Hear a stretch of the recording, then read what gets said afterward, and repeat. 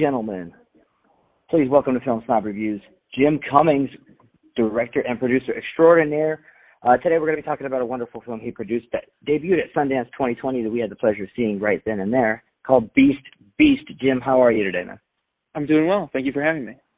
Awesome. If you could, just tell the audience a little bit about this movie that we're talking about that you are producing.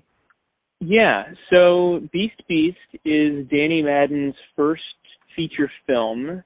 It is about 3 kids in Georgia, outside of Atlanta, who go through a series of unfortunate events in a neighborhood, and it is about YouTube culture and high school romance and a bunch of other scary stuff.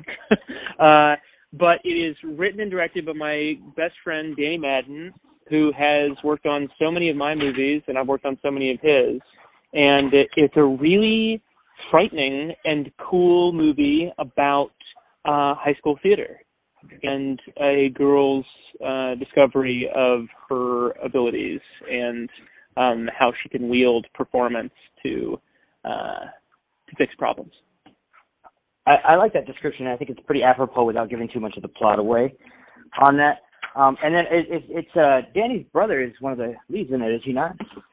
That's right. So one of the 3 main actors is Will Madden, who's Danny's younger brother by 5 years, who I have stolen a couple of times to act in my movies. He is the clerk of court in the Thunder Road feature, and then he plays Paul Carnery, a very important part of The Wolf of Snow Hollow.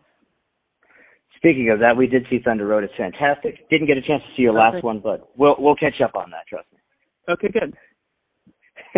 Now, one thing I wanted to ask you about is, were you part of the conglomerate that picked this up from Sundance, or were you already originally on board when with Alec Baldwin and the other group of producers that brought it to Sundance?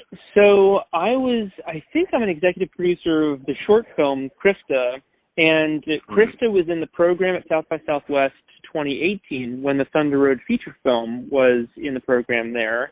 And that night at the awards ceremony, Danny won 2 awards at South by Southwest 2018 for Krista, and we won the grand jury prize for the feature of Thunder Road. So to say that we were celebrating all night was, to undersell it, or I guess an insult to the word celebration.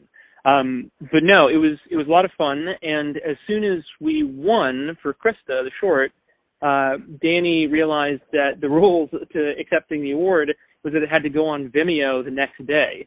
And so we stayed up until like 9 in the morning doing a Kickstarter campaign and shooting a Kickstarter video to raise the funds to kind of capitalize off of how many eyeballs we're going to be seeing Krista on Vimeo in 24 hours. So I was kind of on for the feature from the beginning. Danny sent me an early version of the script that changed a bit, but the story was still there. And it was kind of different because it was like the short film was all about Shirley Chen's character, and then he was like, but I want to do it with these 2 other characters and kind of fuse them together. And he had seen videos of Jose Angeles doing all kinds of crazy parkour and like skateboarding videos in San Francisco. And he was like, this would be such a cool like love story. It could be kind of like, Titanic, where it's like the kid who comes from nothing coming to like the cool, cute girl in the theater program and trying to prove himself, and the age-old high school love story. And so yeah, that was kind of the origin of the process. And then when we were doing fundraising after the Kickstarter campaign had run, Persona, which is Alec Baldwin's company, reached out, and Casey Bader, who's an executive over there, saw the short and was like, "Oh yeah, we want to do this. Let's do this." And they were so cool. They came together with our company, Vanishing Angle, to like make this thing possible. And instead of doing it the normal route for normal, not he's normal anymore, but the way that we were kind of being prescribed by the industry, the film industry, was that you'd have to like raise, several $1 million and then get some, Instagram influencer to act as one of the 3 parts. And Danny was like, well, no, Shirley's in the short. I don't want to have to replace her with anybody just because she doesn't have a big IMDb rating or whatever. And then the same goes for the other 2. He's like, I'd love to do it with my younger brother because I know he would devote 24 hours a day for like years of his life to make this role as good as it can possibly be. So yeah, we shot that in the summer of 2018, and then we shot Wolf of Snow Hollow, I guess 6 months after that in March in Utah, And it's crazy that like Wolf came out, you know, I'm so fast in the editing room that it came out before Danny's movie. But now, I mean, Danny spends years doing sound design and editing, and it shows in his movie. He's a very, very talented filmmaker. So from the very beginning, I was involved, but we've just been so lucky that we were able to make it with Alec and the rest of the organizations. One thing that you definitely hit on the nail, one nail you definitely hit on the head there was that I do like Danny's eye. I think the cinematography is actually really well done, and the film does look really beautiful. You actually answered my next question, which was where the hell did you find Jose Angelis? That guy's awesome. Yeah, he's really great. So if you just check him out on YouTube, because he has like incredible. I think Danny discovered him on YouTube. There's like a couple of really awesome videos of him, and he was like, you know, Danny and I were watching a lot of Jackie Chan and love Jackie Chan, and like this could be such a fun thing to make this kind of like, you know, kung fu parkour thing, like the opening of Casino Royale. And then just by accident, our colorist, Sean Wells, was like, you should check out this guy. He's in the Bay Area, and he's really cool. And Danny went up and skateboarded with him for a while and then brought him down to L.A. when he was revisiting. And we're just like, yeah, this is the guy. So, and like Jose had been acting in skateboarding videos and parkour videos, but had never been in a short film or a feature film. And so it was like, all right, let's do screen tests with Jose. And so I got to act with Jose for a minute in L.A., just like making short little like goofy vignettes with him to see his chops in acting. Danny was comfortable enough. He was like, yeah, let's do it. Jose could be awesome as the love interest in this movie. And we're so lucky that he is. I got to talk to Shirley and Will and Jose all at Sundance at the screening I went to at the Redwood.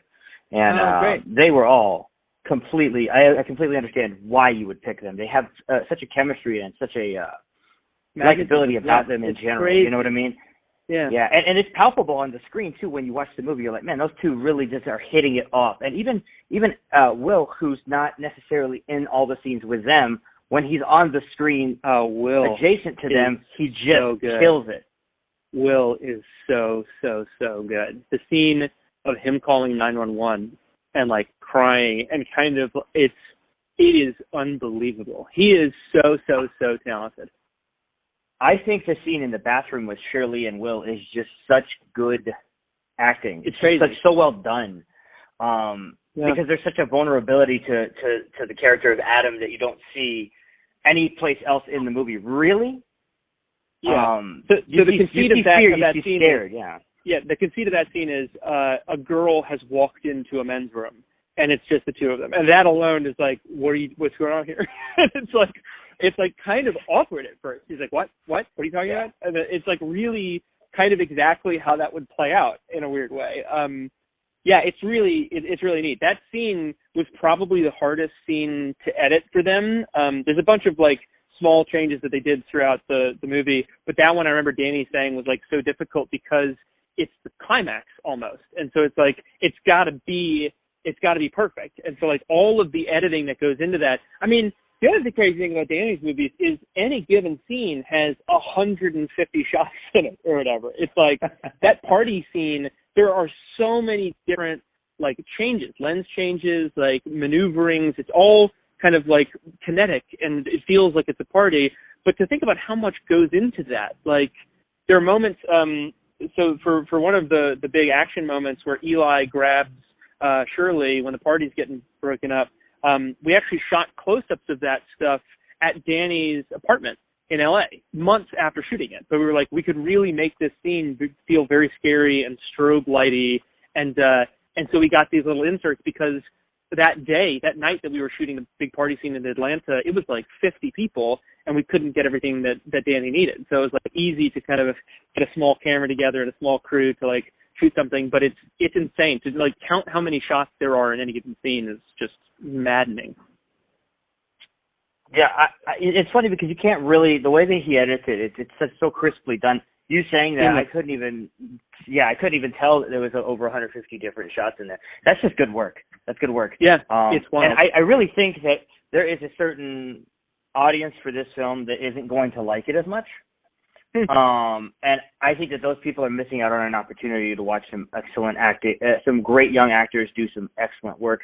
What would you say to those people who aren't necessarily going to adopt the message of the film?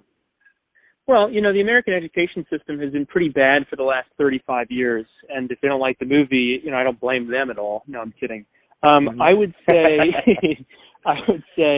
yeah, that's another thing. Like, I go and see a movie because I want to see somebody do something crazy on the screen. Like, whatever it is that's inside of someone, their compulsion, their mania that is cinema that they have to get out.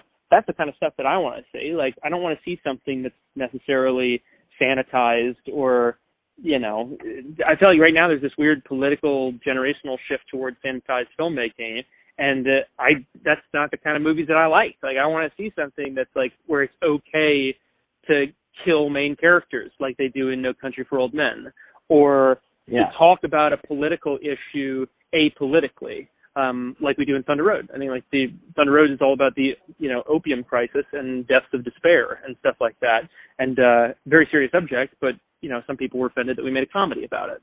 So yeah, I don't know. If people don't like it, then that's fine. They don't have to watch it.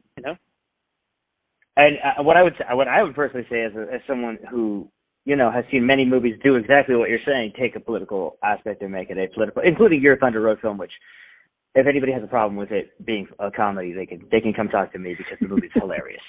But what I would say to those people is go into this with an open mind. Experience it as you would experience any other teenage romance, because even though it isn't like any of the other ones, it still explores those themes. And I think that people looking for that are going to get that. I think there's another strange thing that's happening because of the internet and just modern audiences that I tend to cater to with my filmmaking that I know, some of my favorite filmmakers never did.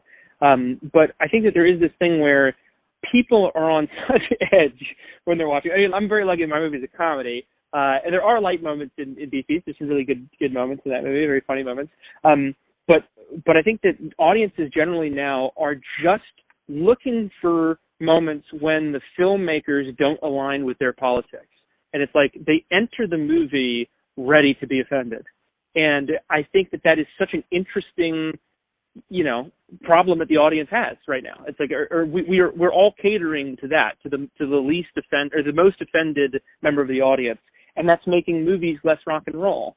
And so I don't know. I think if you're gonna, if you're gonna make anything that stands out, it has to piss off some people. In Thunder Road, we do something that's so much worse. We slap a corpse in the movie, and that's always the moment when people are like, "Oh, you can't do that." But they'll have no problem with Dario Argento murdering a bunch of people. It's like there's something about there's something so small that a filmmaker can do where when they're so engaged in a movie, they're immediately taken out of it because of one thing or another. And I think as a filmmaker or in any art, you can't care about that stuff. That's the stuff that makes people feel stuff. So I don't know. I think it's okay to do wild things that make people unhappy. Oh man, I totally agree with you on that. And just so that I'm not wasting all your time, I'm going to have you give me an elevator pitch to the audience about why they need to see Beast Beast. I already know what I've said, that they definitely should see it. But what would you say to them? I would say that they should see Beast Beast because it is a singular vision that is made by an incredibly talented, driven craftsman of the form of cinema. And Danny's work is so strong, and his ability to weave an audience through a subject is really impressive. And I think that they should see Beast Beast because it's about, conflict that America is going through right now that we're not going to get out of anytime soon. And it does it in a way that makes you feel something. When that thing that happens in the movie happens, there's no way to not feel something. It's so crazy and graphic. And I think that people should see it because it's worth it. And having something that's rock and roll is more important than whatever the top 40 is right now. I love that. I love that answer. That scene that you're referring to had some of the people in my audience, hardened people who've been to Sunday crying. And overall, I'd say the next program from last year, which included Beast Beast, was rock and roll as hell. Great answer, Jim. Thank you so much for joining me here today and spending time with me today. Everybody, if you get a chance, if you have Tubi TV, check out this film. It's a free app. You should have it. There's some great films on there. Check out this movie. It is rock and roll punk rock, and it is good stuff. It's called Beast. Thank you, Jim. We appreciate your time. It was my pleasure.